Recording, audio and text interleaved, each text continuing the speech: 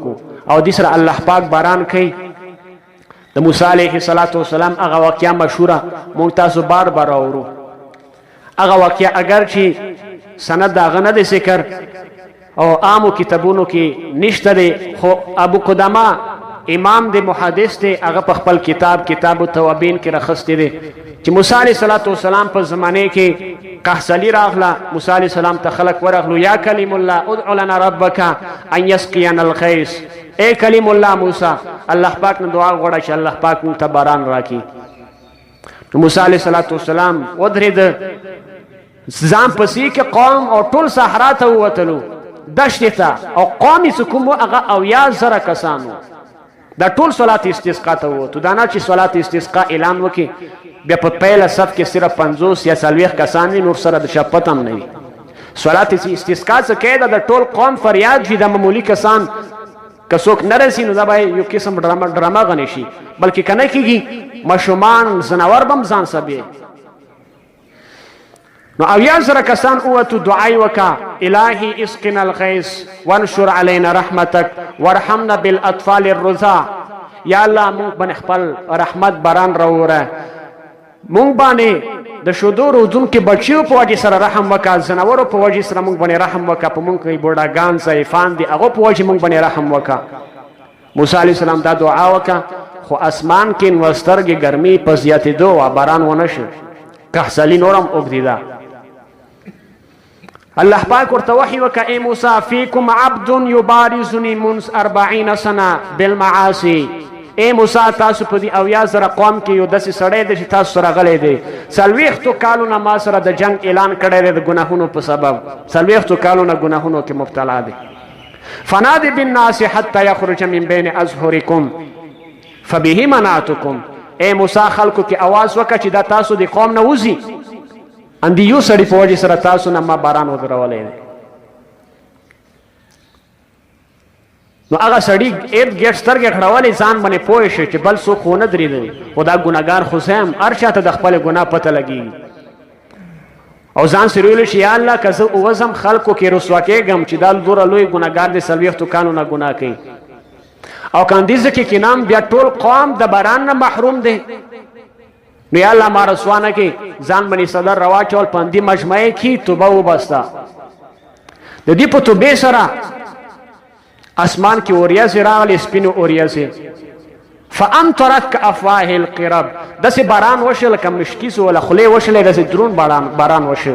موسی علیه السلام الله پاک ته فرمایي، یا الله زه تا وجیح نه یم، زما ولا وجاهت تا سره زوړ شه چې د ما په دعا د باران نه کول څه اوس ته وکړه، دا ولې باران اوس وشي، زما په دعا څه نه کېده. الله پاک ورته وفرمیلو چې ای موسی چې د چا په وجې تاسو نه ما باران بند کړی و، د هغه په وجې سره تاسو باندې ما باران وکړ، هغه توبه وبسته. موسی علیه السلام شوق پیدا شي، یا الله دا کس ماته وښیه، ارني هذا العبد الطائع، دا فرمانبردار بنده ماته لږ وښیه. الله پاک ورته وفرمیلو، یا موسی انی لم افزعه وهو یعصیني. ما دغه بنده په هغه حالت کې نه دی رسوا کړی چې کله دې د ما نافرماني کوله. افزحه وهو یطیعني، اوس پې زه رسوا کوم تا ته بیخیم، حالانکه اوس د ما تابعدار بنده ګرځېدلی. نو غرض مه دا چې کله کله د یو سړي په ګناه سره مکمل باران بند شي، هر څوک خپل ګریبان کې سوچ وکړي، هر سړی ځان ګناهګار وشمري، بیا الله پاک باران کوي چې توبه وباسي، الله پاک د عذابونه نه راولي. خو ما ورته عرض کړو هر یو سړی په بل باندې ګوته لګوي چې دغه سړی ګناهګار دی، موږ ته د توبې څه ضرورت نشته دی. نو د توبې دوې طریقې شو د استسقا. یو د استسقا هغه طریقه شو چې منبر باندې نبی علیه السلام کړې وه. نو هر یو سړی پکار دی چې جمعه په دې منځونو کې، عامو جمعتونو کې سړی دعا وکړي، د باران استغفار او توبه سړی وکړي، دام استسقا دی.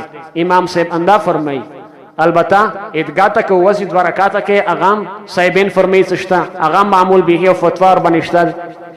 نو دواړه طریقې دي. که ادعا که څوک نشي وتلی، کم از کم جمعتونو کې خپله صرف دعا وکړي، دا دعا هم استسقا شوه.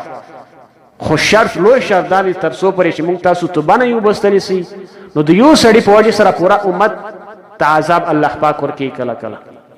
ځکه شقیق زاهد فرمای چې ته د حرامه ګله خېټې ته کوزې ته دا سوچ ونه کړي چې زه د ځان ظالم یم صرف بل چا باندې ظلم نه کوم دا ته ټول انسانیت باندې بلکې ټول درندګانو باندې ته ظلم کوې چې دې حرام خوري سره الله پاک قحصلي راولي ټول مخلوق تا د وجې نه پریشان وي او بقیده قیامت کې به د ګناهګارو خلکو نه دا ځناور انتقام اخلي الله ته به فریاد کړي چې یا الله دې ګناهونه کولو موږ خو غیر مکلف وو دغه توبه نه وبسته تا قحصلي سره راوستلې وه نو باران نه کېده یا الله پاکه موږ ته د دې بدلا او دې انتقام راکړي نو هر سړی د توبه وباسي موږ تاسو په وجې سره وګوره بلوچستان چولستان علاقې کې په سوونو ځناور د صرف د تندو نه مړ کېږي روان دي هغه ځکه باران کویان دي صرف طلبونو کویان نشته چینې نشته صرف طلبونه دي طلبونو هغه اوبه وچې شوې په سوونو ځناور اوښان وزې ګډې اوسه پورې روان دي مړ کېږي او موسمیات والا بولې چې چترال